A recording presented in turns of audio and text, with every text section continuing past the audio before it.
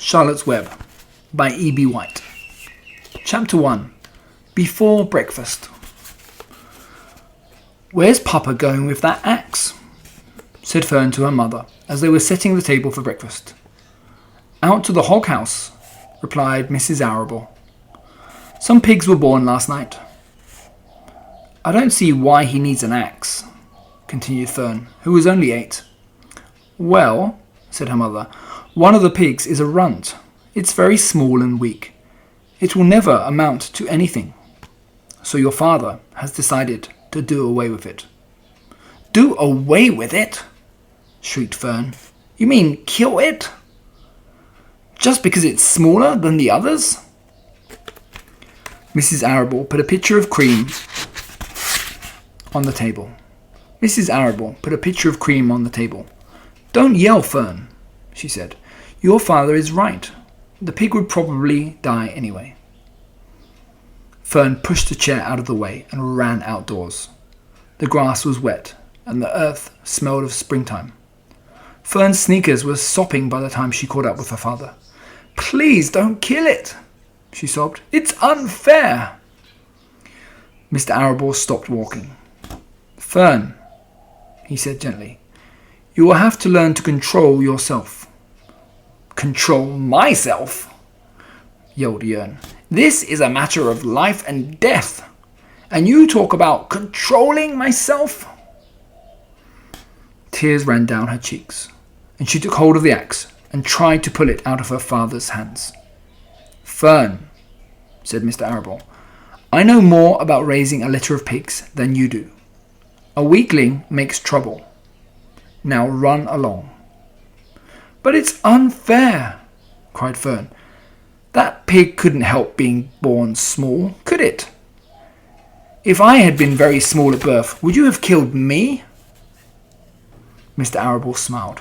"Certainly not," he said, looking down at his daughter with love. "But this is different. A little girl is one thing. A little runty pig is another." "I see no difference," replied Fern, still hanging on to the axe. "This is the most terrible case of injustice I have ever heard." A queer look came over John Arable's face. He seemed almost ready to cry himself. "All right," he said. "You go back to the house and I will bring the runt when I come in. I'll let you raise it on a bottle like a baby. Then you'll see what trouble a pig can be." When Mr. Arable returned to the house half an hour later, he carried a carton under his arm. Fern was upstairs changing her sneakers. The kitchen table was set for breakfast, and the room smelled of coffee, bacon, damp plaster, and wood smoke from the stove. "Put it on her chair," said Mrs. Arable. Mr. Arable set the carton down at Fern's place. Then he walked to the sink and washed his hands and dried them on the roller towel. Fern came slowly down the stairs. Her eyes were red from crying. She approached her chair. The carton wobbled, and there was a scratching noise. Fern looked at her father. Then she lifted the lid of the carton. There inside, looking up at her, was the newborn pig. It was a white one. The morning light shone through its ears, turning them pink. "He's yours," said Mr. Arable, "saved from an untimely death, and may the good Lord forgive me for this foolishness." Fern couldn't take her eyes off the tiny pig. "Oh," she whispered, "oh, look at him. He's absolutely perfect." She closed the carton carefully. First she kissed her father, then she kissed her mother. Then she opened the lid again, lifted the pig out, and held it against her cheek. At this very moment, her brother Avery came into the room. Avery was 10. He was heavily armed, an air rifle in one hand, a wooden dagger in the other. "What's that?" he demanded. "What's Fern got?" "She's got a guest for breakfast," said Mrs. Arable. "Wash your hands and face, Avery." "Let's see it," said Avery, setting his gun down. "You call that miserable thing a pig? That's a fine specimen of a pig. It's no bigger than a white rat. Wash up and eat your breakfast, Avery, said his mother. The school bus will be along in half an hour. Can I have a pig too, Pop? Asked Avery. No, I only distribute pigs to early risers, said Mr. Arable. Fern was up at daylight, trying to rid the world of injustice. As a result, she now has a pig. A small one, to be sure, but nevertheless a pig.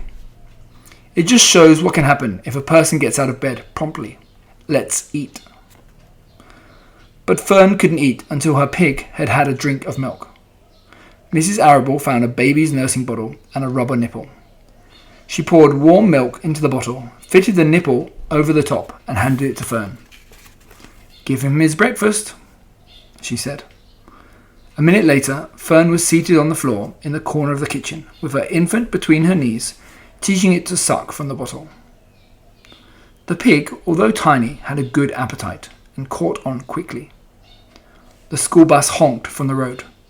Run, commanded Mrs. Arable, taking the pig from Fern and slipping a donut into her hand. Avery grabbed his gun and another donut. The children ran out to the road and climbed into the bus. Fern took no notice of the others in the bus. She just sat and stared out of the window, thinking what a blissful world it was, and how lucky she was to have entire charge of a pig.